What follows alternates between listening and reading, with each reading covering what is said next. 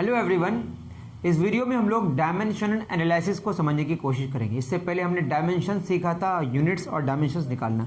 अब हम लोग सीखेंगे इसके एनालिसिस के बारे में, मतलब इसके कुछ एप्लीकेशंस होंगे, इसके बारे में डिस्कस करेंगे। तो डायमेंशनल एनालिसिस अगर की बात करें, डायमेंशनल एनालिसिस बेसिकली इसके यूजेस को पढ़ेंगे हम लोग। डायमेंशनल एनालिसिस, इसमें जो सबसे पहली बात होगी जो बहुत ही इंपॉर्टेंट है, इसको बोलते हैं हम लोग principle of homogeneity. Principle of homogeneity. ऐसे आपके बुक में कोई ऐसा कोई टॉपिक नहीं है, लेकिन क्वेश्चंस अगर आप देखिएगा तो आपको डायमेंशनल एनालिसिस से क्वेश्चंस हैं। ये क्या कहता है प्रिंसिपल ऑफ होमोजेनिटी? सिंपल सी बात है, अगर हम बात करें कि हमारे पास 5 किलोग्राम कोई बॉडी है, एक बॉडी है 5 किलोग्राम का, एक दूसरा बॉडी है 2 किलोग्राम का, टोटल कितना हो जाएगा 7 किलोग्राम। दैट मीन्स इस पूरे अगर हम इसमें देखें जो हमने लिखा अभी, इसमें 3 टर्म्स हुए, तीनों में जो यूनिट है वो सबका क्या है? Kilogram kilogram kilogram. यहाँ हम लिखे 5 मीटर पर सेकेंड प्लस 6 मीटर पर सेकेंड, तो कितना हो जाएगा 11 मीटर पर सेकेंड। कभी कोई ऐसा होता है ना 5 मीटर पर सेकंड में चल रहा था, फिर उसकी स्पीड और बढ़ गई, मतलब 6 मीटर पर सेकंड बढ़े, अब कितनी स्पीड में चल रही है वो 11 मीटर पर सेकंड में। ठीक है, एक ही डायरेक्शन में चल रही है, ठीक है, जो भी हो। तो अभी स्पीड इसकी कितनी 11 मीटर पर सेकंड। मीटर पर सेकंड यहाँ पे भी है, मीटर पर सेकंड यहाँ पे भी, मीटर पर सेकंड यहाँ पे भी। दैट मीन्स जितने सारे टर्म्स हैं इसमें, वो सारे टर्म्स का जो यूनिट है और डायमेंशन है वो क्या है? सेम है। इसी को हम बोलते हैं प्रिंसिपल ऑफ होमोजेनिटी। यहाँ हम बोले 7 मीटर माइनस 3 मीटर कितना आएगा? 4 मीटर। मतलब यहाँ जो हम डिफरेंस निकाल रहे हैं, मतलब घटा रहे हैं, सबट्रैक्ट कर रहे हैं, सेम टाइप का, मतलब ये भी लेंथ है और ये भी लेंथ है। दोनों फिजिकल क्वांटिटी अगर सेम ना हो, सिमिलर ना हो सकता है ये डिस्प्लेसमेंट हो, ये लेंथ हो, ये ब्रेथ हो, व्हाटएवर, लेकिन अगर दोनों का यूनिट और डायमेंशन अगर सेम नहीं होता है तो हम घटा नहीं सकते हैं और जोड़ भी नहीं सकते हैं। जैसे मैं बोलूँ 7 मीटर प्लस 4 किलोग्राम, क्या हम लोग मीटर को किलोग्राम से जोड़ सकते हैं? नहीं जोड़ सकते हैं। दैट इज ये डिसिमिलर क्वांटिटीज हो गए। तो अलग अलग तरह के क्वांटिटीज को जिनके यूनिट्स और डायमेंशन डिफरेंट होते हैं उनको ना तो हम जोड़ सकते हैं और नहीं घटा सकते हैं। इसी को बोलते हैं हम लोग प्रिंसिपल ऑफ होमोजेनिटी। ठीक है, इसी को क्या बोलते हैं? Principle of homogeneity. ठीक, देखिए इसके यूजेस क्या हैं। जैसे मैं एक एग्जांपल लूं, मान लेते हैं कि हमारे पास एक मैं क्वेश्चन, या ठीक है फर्स्ट नंबर लिखता हूं, मैं लिखता हूं v is equal to U plus A T. आपने सुना होगा नाम, यहाँ पे v क्या? Final velocity. नहीं जानते तो मैं लिख रहा हूँ, v क्या है बोलिए? Final velocity. वेलोसिटी का मतलब स्पीड के साथ डायरेक्शन की बात हो रही है। ये क्या है हमारा? Initial velocity. और ए क्या है? एक्सेलरेशन। और टी टाइम, सबके बारे में आपको पता होगा। तो यहाँ पे हमारे पास 3 टर्म्स है, u है, ए टी है और v। बताइए v में क्या होगा? v के अगर हम डायमेंशंस की बात करें या यूनिट की बात करें, v मतलब वेलोसिटी, u भी मतलब क्या? वेलोसिटी। तो वेलोसिटी का ये ब्रैकेट में लिखने का मतलब है मैं डायमेंशन या यूनिट की बात कर रहा हूँ, अभी आप दिमाग में बैठेंगे। ठीक है, दोनों ही का यूनिट क्या होता है? मीटर पर सेकेंड, आपको पता होगा। डायमेंशन में लिखेंगे तो क्या होगा? LT -1। ठीक है, तो 2 टर्म्स का डायमेंशन तो सेम है। एटी का क्या होगा? एक्सेलरेशन का मीटर पर सेकेंड स्क्वायर होता है। ठीक है, मीटर पर सेकेंड स्क्वायर है ना, और टाइम का सेकेंड। तो यहाँ पे क्या हो जाएगा? या यहाँ पे मीटर पर सेकेंड स्क्वायर को स्टैंडर्ड में लिखते हैं। यहाँ पावर कितना हो? 1। सेकेंड बेस सेम, 1 - 2 क्या होगा? -1। That is metre second -1। तो ये भी क्या आएगा? LT -1।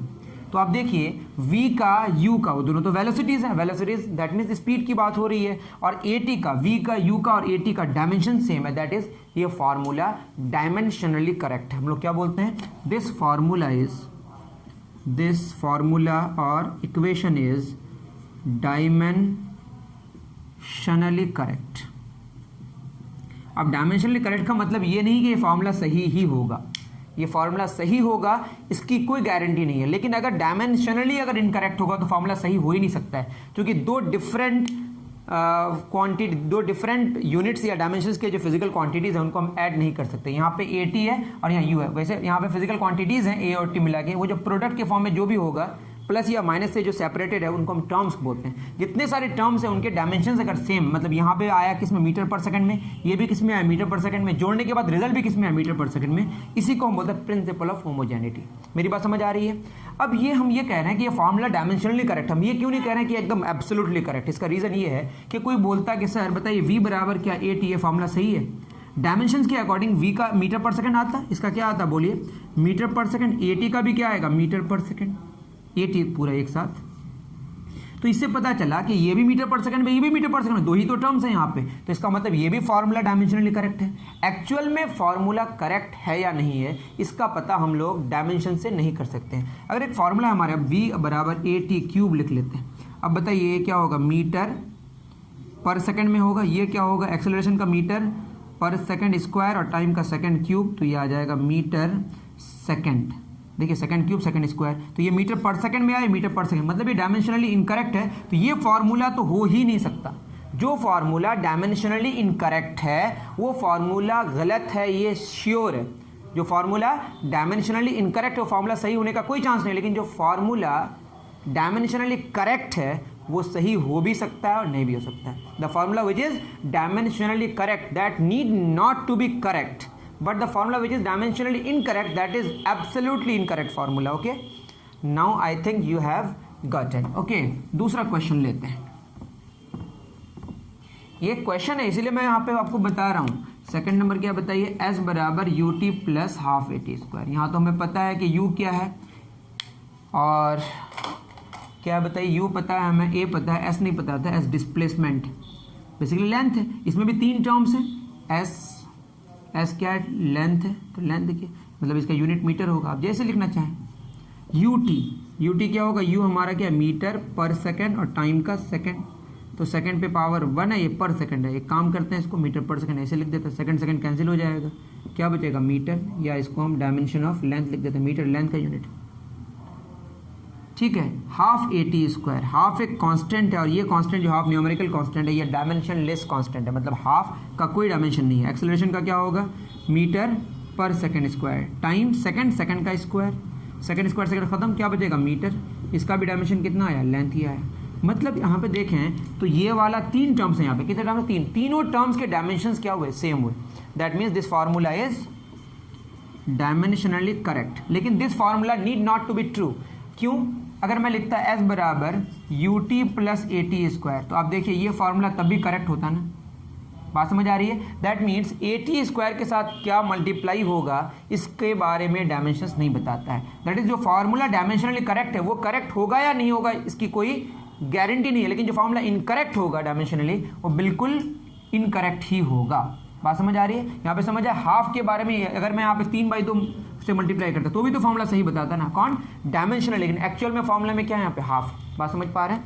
तो फार्मूला जो डायमेंशनली करेक्ट होगा वो करेक्ट होगा ये ज़रूरी नहीं है। जो फार्मूला डायमेंशनली इनकरेक्ट होगा वो फार्मूला ऑब्वियसली क्या होगा, गलत होगा। मतलब एक स्टेप हम लोग समझ सकते हैं फार्मूला सही होने का चांस है। इस चांस को जानने के लिए हम डायमेंशंस के अकॉर्डिंग सबसे पहले चेक कर लेंगे, अगर गलत है तो बात साफ, अगर सही है तो फिर और आगे बढ़ना पड़ेगा कि सही है तो और है कि नहीं आगे सही, ठीक है ना।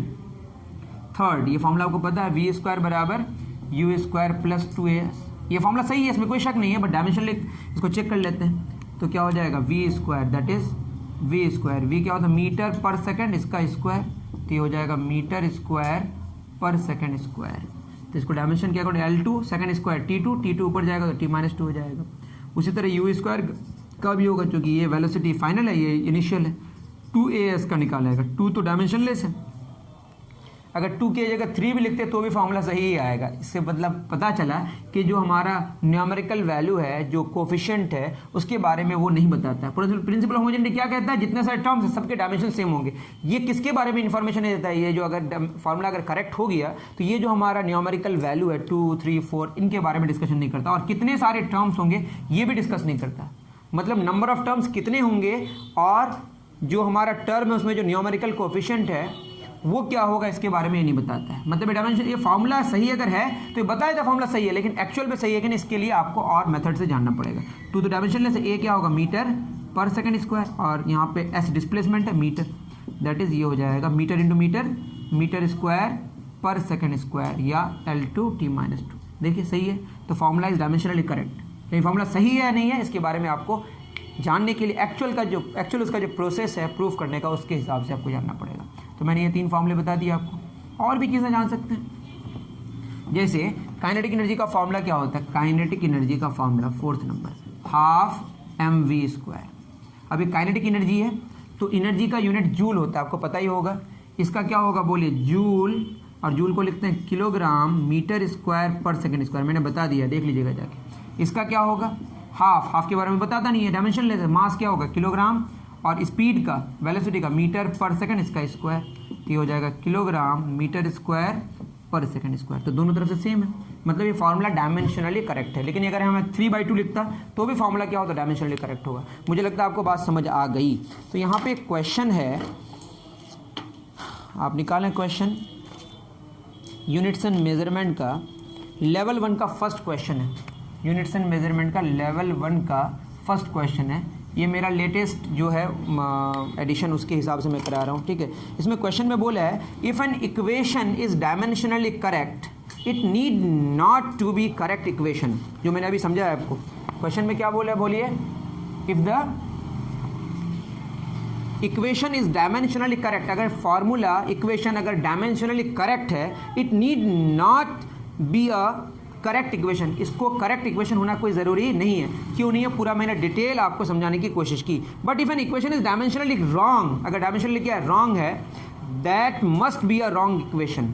Explain this statement with a suitable example. मैंने एग्जाम्पल बता दिया, आप चाहें तो एग्जाम्पल ले सकते हैं, ठीक है। जैसे टी बराबर मान लेते हैं, टी छोड़िए, अभी मैं काइनेटिक का फॉर्मूला क्या लिया, ये फॉर्मूला हमारा हाफ mv² की जगह मैं लिखा 3/2 mv²। ये डायमेंशनली करेक्ट होगा, लेकिन ये फॉर्मूला गलत है। सही है डायमेंशनली, लेकिन गलत एक्चुअल में, ठीक है। बात समझ आ रही है, मतलब डायमेंशनली करेक्ट होगा तो ये करेक्ट होगा, ये ज़रूरी नहीं है। मतलब काइनेटिक का फॉर्मूला अगर हम लिखें हाफ mv², तो ये फार्मूला डायमेंशनली भी करेक्ट है और एक्चुअल में भी सही है। तो जो फार्मूला डायमेंशनली करेक्ट होगा वो ज़रूरी नहीं है करेक्ट हो, करेक्ट हो भी सकता है और नहीं भी हो सकता है। बात समझ पा रहे हैं आप। लेकिन अगर जो फार्मूला डायमेंशनली इनकरेक्ट होगा, जैसे मैं लिखूँ v बराबर u प्लस a²t, तो v का क्या होगा, बोलिए, मीटर पर सेकंड, और u का भी क्या होगा, मीटर पर सेकंड। और एक्सेलरेशन की बात करें तो मीटर पर सेकंड स्क्वायर, उस पर पावर 2 इंटू सेकेंड, तो ये हो जाएगा metre square second 4 into second, ये हो जाएगा मीटर स्क्वायर पर सेकंड क्यूब। यहाँ मीटर पर सेकंड है, यहाँ मीटर पर सेकंड है, यहाँ आ गया मीटर स्क्वायर पर सेकंड क्यूब। मतलब मीटर पर सेकंड और मीटर स्क्वायर पर सेकंड क्यूब, इन दोनों को हम ऐड नहीं कर सकते। ये डायमेंशनली इनकरेक्ट है, तो एक्चुअल में भी इनकरेक्ट। बात समझ आ रही है। तो जो फार्मूला इनकरेक्ट है डायमेंशनली, वो ज़रूरी है क्या होगा, इनकरेक्ट होगा। लेकिन जो फार्मूला डायमेंशनली करेक्ट है वो करेक्ट होगा, ये ज़रूरी नहीं है। ओके, चलिए, ये क्वेश्चन समझ आ गया लेवल 1 का फर्स्ट। अब आगे बढ़ते हैं। इसमें और चीज़ें जानने के लिए अब हम दूसरा जानते हैं कि making of formula, second number. आप समझ पा रहे हैं, मैंने क्या बताया था, डायमेंशनल एनालिसिस में सबसे पहला प्रिंसिपल ऑफ होमोजेनिटी था। अब है मेकिंग ऑफ फार्मूला।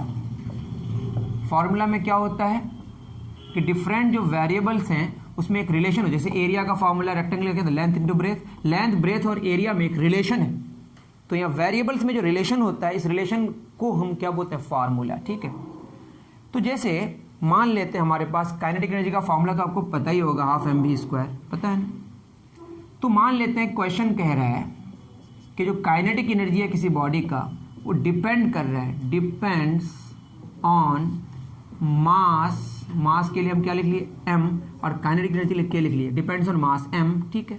उसके बाद स्पीड v एंड, ठीक, इसी पे डिपेंड करता है। काइनेटिक डिपेंड किस पे कर रहा है, मास पे एंड स्पीड v पे। हमको चाहिए find an expression, find an expression for kinetic energy. तो काइनेटिक एनर्जी किस किस पे डिपेंड कर रहा है बताइए। ये कह रहा है डिपेंड कर रहा है मास पे और स्पीड पे। किस पे डिपेंड कर रहा है, मास पे। और किस तरह से डिपेंड कर रहा है ये नहीं कह रहा, बस डिपेंड कर रहा है। तो काइनेटिक एनर्जी डिपेंड कर रहा है, डिपेंड करने का मतलब प्रोपोर्शनल होगा किसका, मास का। बट डायरेक्टली होगा कि इन्वर्सली होगा ये नहीं बोला है, बस बोला है कि डिपेंड कर रहा है। तो अगर बोलता काइनेटिक एनर्जी प्रोपोर्शनल 1/m होता, मान लेते हैं, तो ये हो जाएगा काइनेटिक एनर्जी प्रोपोर्शनल m पे पावर -1, मतलब पावर -1 है, मतलब मुझे पावर का पता नहीं है। ऐसा भी हो सकता है काइनेटिक प्रोपोर्शनल किसका, m² का, मतलब m अगर डबल होगा काइनेटिक एनर्जी 4 टाइम्स हो जाएगा। हमें पता नहीं है कि काइनेटिक एनर्जी जो डिपेंड कर रहा है मास पर, वो किस तरीके से डिपेंड कर रहा है। इस तरह का क्वेश्चन आपकी बुक में है, इसलिए मैं करा रहा हूँ, ठीक है ना। और बोल रहा है कि जो काइनेटिक एनर्जी किस पर डिपेंड कर रहा है, साथ में स्पीड पे, ये भी लिख दिए। तो मास पे पावर कितना है मुझे नहीं पता, मैंने x मान लिया। v पे पावर कितना है मैंने, मुझे नहीं पता, बोला ही नहीं कि किस तरह से डिपेंड कर रहा है, बस बोला डिपेंड कर रहा है। डिपेंड नहीं भी कर सकता, पावर 0 आ जाएगा उसके लिए। वैसा क्वेश्चन मैंने वैसे नहीं लिया है। तो प्रोपोर्शनल का मतलब क्या होता है आपको पता ही है कि एक्स वाई का अगर प्रोपोर्शनल होगा तो एक्स और वाई का रेशियो क्या होगा, कांस्टेंट मान लेते हैं वो 2 है, तो एक्स बराबर क्या हो गया 2y। तो प्रोपोर्शनल हटा के इक्वल टू देने से वो क्या होता है बताइए, ये होगा हमारा एक कांस्टेंट देना पड़ेगा, ठीक है, आप जानते होंगे क्लास 10 में है। तो काइनेटिक एनर्जी बराबर क्या हो जाएगा, एक कांस्टेंट देंगे, इस कांस्टेंट को हम क्या मान लें, तो काइनेटिक लिखिए इस्तेमाल किए हैं, ठीक है, कोई बात नहीं, इस कांस्टेंट को हम c मान लेते हैं। c एक क्या है, कांस्टेंट, और ये कैसा कांस्टेंट है, डायमेंशनलेस कांस्टेंट है। याद रहे कि ये वाला जो फॉर्मूला हम डिराइव कर रहे हैं ये तभी हम कर सकते हैं जब ये कांस्टेंट जो हम इस्तेमाल कर रहे हैं दैट मस्ट बी डायमेंशनलेस। अगर वो डायमेंशन फुल होगा, डायमेंशन होगा उसमें, तो आप ये फॉर्मूला डिराइव नहीं कर सकते। जैसे F बराबर G/m1m2/r², आप जानते हैं ना, ग्रेविटेशन में पढ़े हैं, तो वहाँ G डायमेंशन रखता है, मतलब उसका यूनिट होता है, तो वहाँ पे वो फॉर्मूला हम प्रूफ नहीं कर सकते। फॉर्मूला तभी प्रूफ कर पाएंगे जब डायमेंशन लेस कांस्टेंट होगा, उसमें जो भी कांस्टेंट आएगा। तो K बराबर C, m पे पावर कितना x और v पे पावर y। अब बताइए K का डायमेंशन और किसका राइट डायरेक्शन में क्या है, C m पे पावर x। आपकी किताब में C का वैल्यू 1 लेके किया है, हम भी 1 ले लेंगे बाद में। C एक कांस्टेंट है, कैसा कांस्टेंट, डायमेंशन लेस कांस्टेंट है। तो अब यहाँ पे दो ही हमारे पास टर्म है, K और एक C m पे पावर x v पे पावर y, दोनों का डायमेंशन और यूनिट क्या होने चाहिए, सेम। तो K का क्या होता है बताइए, K तो जूल अभी हमने बताया, इसका होता है हमारा किलोग्राम मीटर स्क्वायर पर सेकेंड स्क्वायर, या आप लिखें ml/t-2, मैंने यही लिखा। C डायमेंशन लेस है, यूनिट लेस है, m का m पे पावर x मतलब किलोग्राम पे पावर x, स्पीड का मीटर पर सेकंड, उस पे पावर क्या होगा y। समझ पा रहे हैं आप, तो क्या हो जाएगा किलोग्राम पे पावर 1, मीटर पे पावर 2, सेकंड पे पावर -2। C का क्यों नहीं, डायमेंशन लेस है ये, किलोग्राम पे पावर x और मीटर पे पावर y, सेकंड पे पावर -y, ठीक है। इन दोनों को अगर हम इक्वेट करें बराबर करने के, किलोग्राम पे पावर 1 है या किलोग्राम पे पावर x है, तो x बराबर कितना आ गया 1। यहाँ m पे पावर y है, m पे पावर 2 है, तो y बराबर कितना आ गया 2, खत्म बात। यहाँ -y बराबर -2, तभी y बराबर 2 ही आएगा। तो काइनेटिक एनर्जी का हमारा जो फॉर्मूला है वो क्या है, c m पे पावर x कितना 1 आया, और v पे पावर y, v पे पावर 2। तो काइनेटिक का फॉर्मूला क्या हो गया, mv², इसके साथ क्या मल्टीप्लाई c, और c के बारे में वो जानकारी नहीं देता, कौन, डायमेंशनल एनालिसिस। तो डायमेंशनल एनालिसिस की लिमिटेशन आप समझ पा रहे हैं, इसके साथ क्या मल्टीप्लाई होगा इसके बारे में डिस्कशन नहीं कर पाएगा। हम इसको जानते हैं हाफ, तो मैंने दे दिया। तो काइनेटिक का फॉर्मूला क्या हो गया, हाफ mv²। इसमें क्या लिमिटेशन है कि जो इसमें जो कांस्टेंट है डायमेंशनलेस कांस्टेंट, इसका क्या वैल्यू होगा, ये डायमेंशनल एनालिसिस इसके बारे में जानकारी नहीं दे सकता है। तो उतार लीजिए इसको आराम से। चलिए, तो दो हमने इसके यूजेस जाने, एक फार्मूला का इस्तेमाल और शुरू में प्रिंसिपल ऑफ होमोजेनिटी में फार्मूला को चेक कर सकते हैं, लेकिन इसमें कुछ लिमिटेशन है जो आपको खुद लिखना है, ये आपका होमवर्क है। देखिए लेवल 2 का क्वेश्चन नंबर 9, मतलब लेवल 2 में सबसे पहला क्वेश्चन है ये। इसमें कह रहा है dimensional formula of physical quantities x, y और कौन है z, p, q, r। बाप रे बहुत सारा है, z, p, q, r। क्या बोला है, x का ml2 m2 l2 t-2, ठीक है। उसके बाद m पे पावर 1, उसके बाद है l1 t-1, उसके बाद है l1 t-1, फिर है l1 t-1, l1 t-1, okay, फिर है l, फिर है t। अब क्वेश्चन में कह रहा है x depends on y and z, मतलब वही x प्रोपोर्शनल y और z पे, लेकिन कितना पावर होगा पता नहीं, इसको a मान लेते, इसको b मान लेते हैं। बस बोला है कि डिपेंड कर रहा है, जैसे भी हमने बताया। तो यहाँ पे x बराबर एक कांस्टेंट आएगा, इस कांस्टेंट को हम k मान लेते हैं, y पे पावर a, z पे पावर b, ठीक है। अब क्या होगा, इसको अगर हम फर्दर लेके आगे बढ़ें तो x का डायमेंशन क्या है, ml2, डायमेंशन निकालें अगर इसका क्या हो जाएगा, ml2 t-2, m2l2 t-2, k तो डायमेंशन लेस है तभी ये पॉसिबल है। y क्या होगा, m पे पावर 1, उस पे पावर कितना है a, z lt-1, l1 t-1, उस पे पावर b। तो ये हो जाएगा हमारा m2 l2 t-2 बराबर m पे पावर 1 इंटू a, l पे पावर b, t पे पावर -b। इसको अगर इक्वेट करेंगे तो a का वैल्यू 2 हो जाएगा, b का वैल्यू 2 हो जाएगा, और -b बराबर -2, तभी b 2 ही आएगा। तो a 2 आया और b 2 आया, बहुत अच्छी बात है। दूसरा क्या बोला है, दूसरा कह रहा है कि P depends on Q and R, P depends on Q and R। तो इस पे पावर C मान लेते, इसके बाद D मान लेते हैं। सेम P बराबर एक कांस्टेंट देते हैं, K डैश मान लेते हैं इसको, जो कि डायमेंशन लेस है, और फिर क्या करेंगे, इसका हम डायमेंशन निकालेंगे। P का डायमेंशन क्या होगा, P का डायमेंशन गिवन है l1 t-1, l1 t -1, के डायमेंशनलेस है, के डैश जो भी माने, क्यू एल उस पे पावर सी, आर टी उस पे पावर डी, तो ये हो गया एल पे पावर सी, टी पे पावर डी। तो यहाँ से सी का वैल्यू कितना आ गया 1 और डी का वैल्यू -1, तभी तो ये इक्वल होगा ना। तो ए आया 2, बी आया 2, सी आया 1, डी आया -1। मैं एक बार चेक कर लूँ क्वेश्चन कौन सा, इसमें A2 B2 सही है, C1 D- बिल्कुल सही है। अब इसको अगर आप चाहें, यहाँ पे एक रिलेशन बोला है कि रिलेशन निकालें किसमें, A X Y Z Q R जो भी, find the product of X and P, I am sorry, X और P का क्या निकालना है, प्रोडक्ट। तो X और P का अगर प्रोडक्ट निकालें तो X इंटू P, X कितना आ गया, X है हमारा K Y पे पावर A Z पे पावर B, K Y पे पावर A Z पे power B into K dash, वहाँ पे K और K डैश का वैल्यू 1 लिया है, वैसे आप जो चाहे ले सकते हैं, 1 लेना सही नहीं होगा, 1 होना ज़रूरी तो नहीं है ना। K डैश Q पे पावर C, R पे पावर D, यही ना, तो ठीक है ना। K और K डैश का प्रोडक्ट को K मान लेते हैं, बड़ा वाला K। Y पे पावर A, Y पे पावर A का वैल्यू कितना आया 2, और Z पे पावर B का वैल्यू 2। उसके बाद Q पे पावर C, Q पे पावर 1, Q पे पावर 1, R पे पावर D, R पे पावर -1। तो हो गया ये K Y square Z square Q divide by R पे -1 को नीचे लेके चले आर। एक्स और पी का प्रोडक्ट कितना आया, K Y square Z square Q by R, जो कि एक बढ़िया क्वेश्चन है। कैसा क्वेश्चन है, एक बढ़िया क्वेश्चन है, ठीक। चलिए, बहुत अच्छी बात। अब मुझे लगता है आपको क्लियर हो गया होगा। लेवल 2 का मैंने क्वेश्चन करा दिया। लेवल 2 में एक और क्वेश्चन है, क्वेश्चन नंबर 10, जो कि सेकंड नंबर पे आता है। लेवल 2 का 10 नंबर क्वेश्चन में बोल रहा है 1 जूल पर सेकंड, जो कि वाट के बराबर होता है, मुझे पता है, आपको भी पता होगा। इसमें 10 पे पावर 7 ग्राम पे power P, centimetre power Q, और सेकंड पे power R, P Q R का वैल्यू मांगा है। सिंपल सा तो क्वेश्चन है। देखिए, 1 जूल पर सेकंड को अगर हम चेंज करेंगे तो क्या हो जाएगा, 1 जूल पर सेकंड। जूल क्या होता है, एनर्जी का यूनिट। जूल होता है किलोग्राम मीटर स्क्वायर पर सेकंड स्क्वायर, और पर सेकंड है ये। तो क्या हो जाए, 1 किलोग्राम में कितना, इसको लिख सकते हैं 1 किलोग्राम इंटू 1 मीटर का होल स्क्वायर इंटू सेकंड पे पावर -2 -1 -3। इसकी ज़रूरत ही नहीं, क्योंकि सेकंड को बदलना ही नहीं है हमें।